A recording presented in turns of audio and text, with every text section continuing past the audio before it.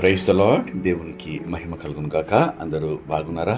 ఈరోజు దేవుడు మనకిచ్చిన వాగ్దానము రండి కలిసి ధ్యానించుకుందాం. యెషయా గ్రంథము 55వ అధ్యాయము 8వ వచనము.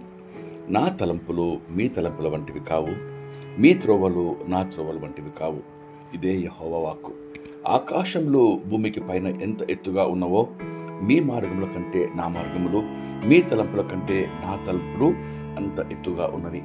ప్రియమైన దేవుని పట్లరా, నీ పట్ల నా పట్ల దేవుని ఉద్దేశములు, దేవుని తలంపులు, ఎత్తైన దేవుని ప్రణాళికలు వాక్యంలో ఈరోజు దేవుడు మనకు వాగ్దానం చేస్తున్నాడు. నిజమే, అనేక సార్లు మన సొంత తలంపులతో, సొంత ఆలోచనలతో పరిగెడుతూ ఉంటాం. సామెతలు 14:12లో స్పష్టంగా దేవుని వాక్యం ఈ రీతిగా రాయబడి ఉన్నది. ఒకరిని ఎదుట సరి అయినదిగా కనబడు మార్గము కలదు, కానీ అది తుదకు మరణానికి, నాశనానికి దారితీయును. నిజమే, మన సొంత ఆలోచనలు, సొంత తలంపులు, మనము తీసుకునే నిర్ణయాలు అవి సరైనవి కాకపోవచ్చు. మనల్ని నాశనానికి, మరణానికి దారితీయవచ్చు, లేక నష్టాలకు దారితీయవచ్చు. కానీ దేవుని తలంపులు నీ పట్ల ఎంతో ఉన్నతంగా ఉన్నాయని వాక్యం సెలవిస్తుంది. ఇర్మియా గ్రంథము 29వ అధ్యాయము 11వ వచనంలో ఈ రీతిగా వ్రాయబడి ఉన్నది. నేను మిమ్మల్ని గురించి ఉద్దేశించిన సంగతులను నేను ఎరుగుదును. రాబో కాలమందు మీకు నిరీక్షణ కలుగునట్లు అవి సమాధానకరమైన ఉద్దేశములే కానీ హానికరమైనవి కావు. ఇదే యెహోవా వాక్కు.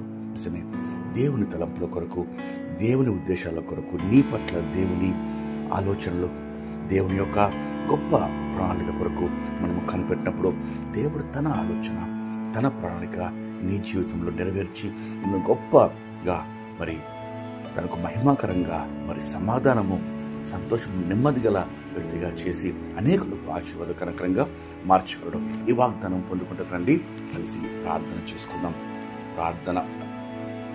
మహాపరిశుద్ధమైన మా ప్రియమైన పరలోకపు తండ్రి, మీరు ఇచ్చిన శ్రేష్టమైన వాగ్దానంకై మీకు ఎంతో స్తోత్రం చెల్లిస్తున్నామయ్యా.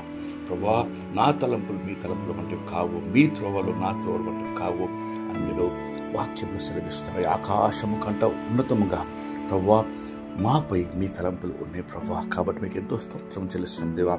మీ తలంపులు ఎరుగుటకు, మీ ఆలోచనలు మా పట్ల మేము తెలుసుకుంటూ మాకు జ్ఞాన హృదయము దయచేయమని వేడుకొచ్చున్నాం దేవా. తల వంచి మీ ప్రణాళికకు మేము లోబడి మీ ఉద్దేశం నెరవేర్చుటకు తండ్రి మాకు మీ కృప అనుగ్రహించమని వేడుకొచ్చు. దినమంతటి కావాల్సిన కృప, కాపుదల, భద్రత, ప్రార్థనలు ఏకీపించిన బిడ్డలందరికీ అనుగ్రహించమని యేసుక్రీస్తు నామములో వేడుకొచ్చి ప్రార్థిస్తున్నాం తండ్రి. ఆమేన్. దేవుడు మనం దీవించును గాక.